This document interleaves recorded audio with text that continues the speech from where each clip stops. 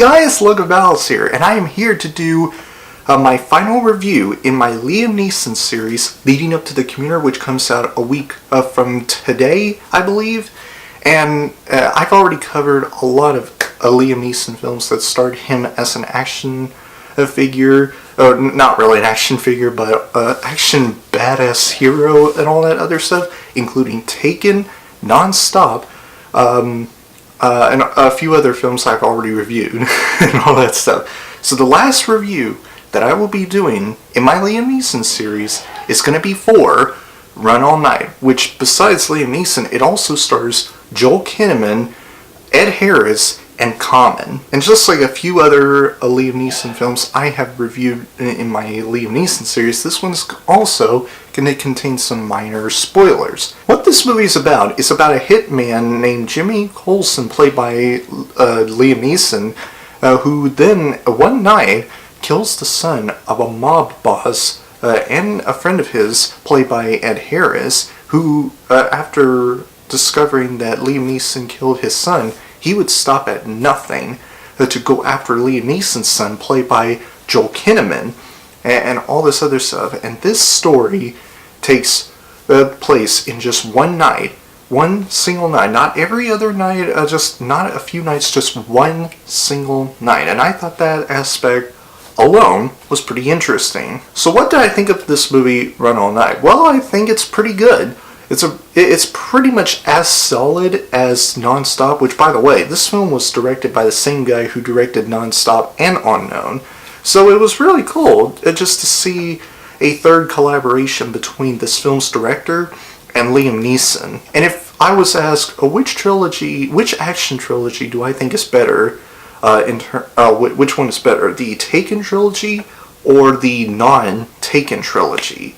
Just anti-Taken films starring Liam Neeson, and I would say the non-Taken trilogy, because I absolutely freaking love the first Taken movie. The second Taken movie was really disappointing, and the third was really bad. And the three other non-Taken films that Liam Neeson was in, like Unknown, Non-Stop, and now Run All Night, they're really good, but three of them were very solid. They're like the kind of films that I guess you could say they're the perfect rainy day thriller films, where you get to like be at your house all day and doing nothing but really sit on your couch or laying on your couch and doing nothing but watching stuff on TV, and you see Non-Stop, Unknown, or Run All Night on TV, and you just watch them and just see what's happening in those movies. That's what these movies are like, and I like perfect rainy day thrillers. They're pretty cool. So anyway, let's get back to the cast. Liam Neeson, as usual, and I said this multiple times, but it's true, he was fantastic as usual. Every scene he was in, he sold it.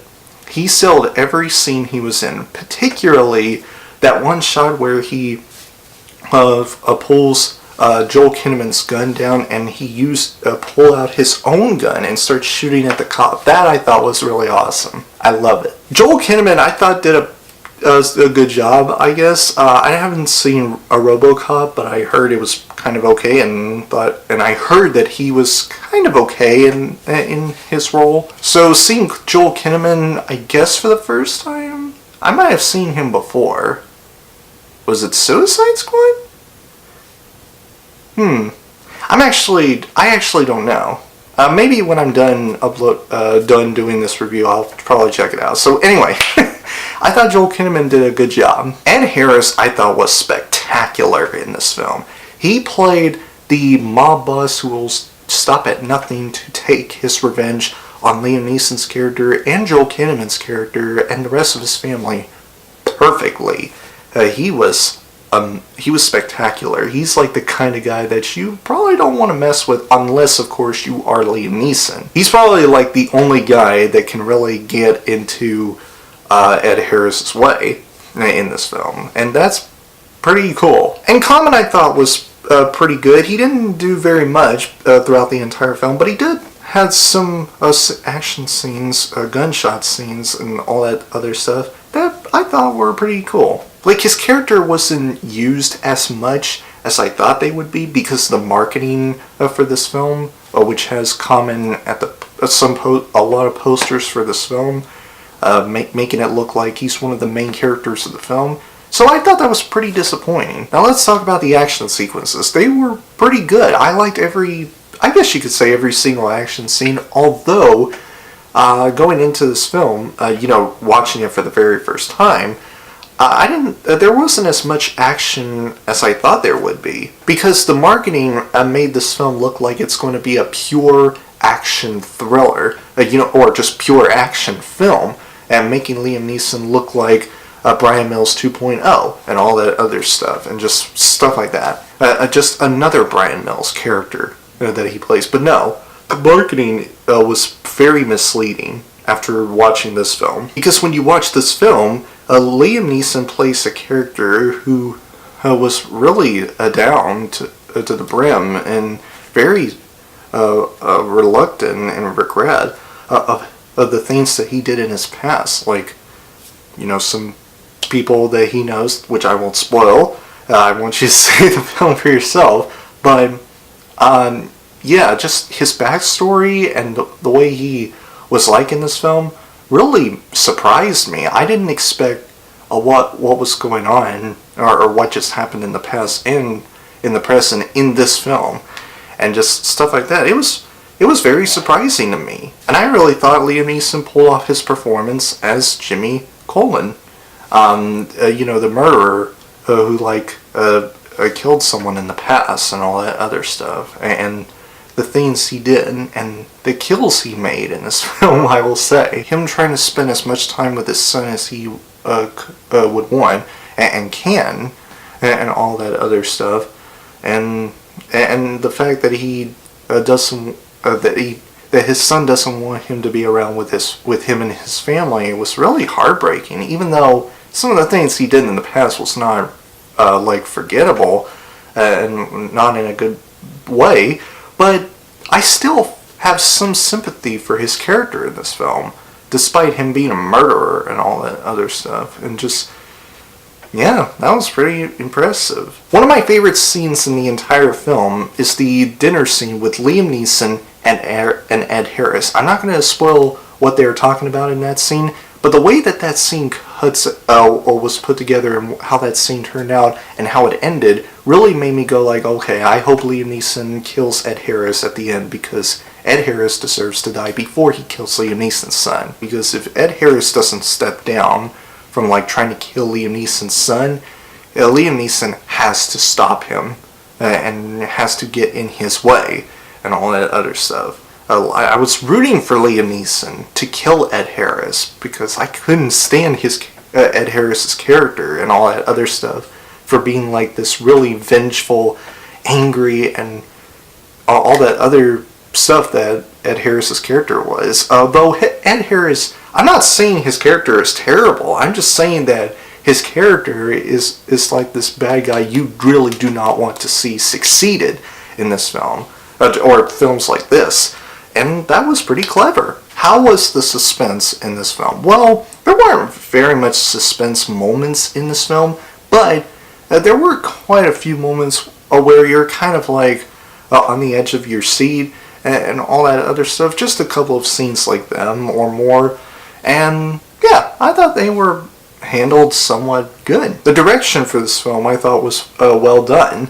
The director behind this film, who also directed Non-Stop and Unknown like I mentioned earlier, he did a really solid job. Now, one of my nitpicking complaints with the film is that there were probably some moments throughout the entire film where you're I kind of knew this was coming, and all that other stuff. And I just knew this was coming right off the bat. I've seen it coming from a mile away. There were a couple of scenes like that. Kind of predictability that this film suffers from. Some scenes were kind of predictable to where you can actually see them coming from a mile away, and I thought that was kind of disappointing, rather. And there were a few shaky cam, not exactly 100% shaky cam, but there were like a few not so bad shaky cam and all that other stuff, but the shaky cam really kind of bothered me at certain parts of the film. I felt like the shaky cam could have been out of the film. It would have been better, just to have this one clear shot of every fight scene in this film and all that other stuff. But overall, I have a really good time watching this film. Watching Run All Night for the first time and seeing Liam Neeson did his thing in this film, protecting his son and his son's family and all that other stuff. And one last positive, I will say, about Run All Night. I really like the ending. I'm not going to spoil the ending for you in case you haven't seen this or watched this film, but the way that this movie ended, and it has something to do with Liam Neeson, by the way, that really made me go like, that was awesome and also heartbreaking at the same time. There was something that Liam Neeson did that made me go like, yes, that's why he's awesome. And what happened to him afterwards really made me go like, oh man, I am so sad his character is gone. I feel bad. But it was handled very well, in the right way, and I thought that was brilliant. So besides the nitpicking complaints I have with Run All Night, I find this film to be a very solid, perfect rainy day thriller film. Is it as good as films like Non-Stop? I would say yeah. But I will say the difference between Non-Stop and Run All Night is that Run All Night, it was an entertaining action thriller film. There were a lot more action in Non-Stop than there were in Run All Night. But Run All Night, it's more like a drama action film. Because there was a lot of drama in there. The story with Joel Kinnaman's character trying to save his family while also having to deal with having his father with him to face Ed Harris' character and all that stuff. All that is a little much of a drama. And I don't have a problem with drama as long as it's been done the right way and not having the film to be so overly dramatic and stuff like that. I'm going to give Run All Night a gold medal of honor. Okay guys, my Liam Neeson series of reviews has come to an end with this review for Run All Night. If you guys enjoyed my review, please click the like button, and if you have already watched Run All Night, comment down below to let me know what you think of it. Did you like it? Did you thought it was okay? Or did you not like it? And make sure you go watch on my Liam Neeson series in my playlist for Liam Neeson reviews at the end of this video. So yeah. Just one more Liam Neeson review, and that is for The Commuter, which comes out, I believe, next week from today. So be on the lookout for that next week. I started the series leading up to The Commuter, so I cannot wait to see The Commuter when it comes out in theaters. I just cannot wait. So anyway, that's about it. If you enjoyed what you've seen here and you want to see future videos from me, please click the subscribe button and turn on the notification bell so that you never miss a video. And I will see you guys in the next video. Have a great week, Battle Squad. Dang it. And I will see you guys in the next video. Have a great week, and as a Battle Squad, and as always, fight the good fight. Peace.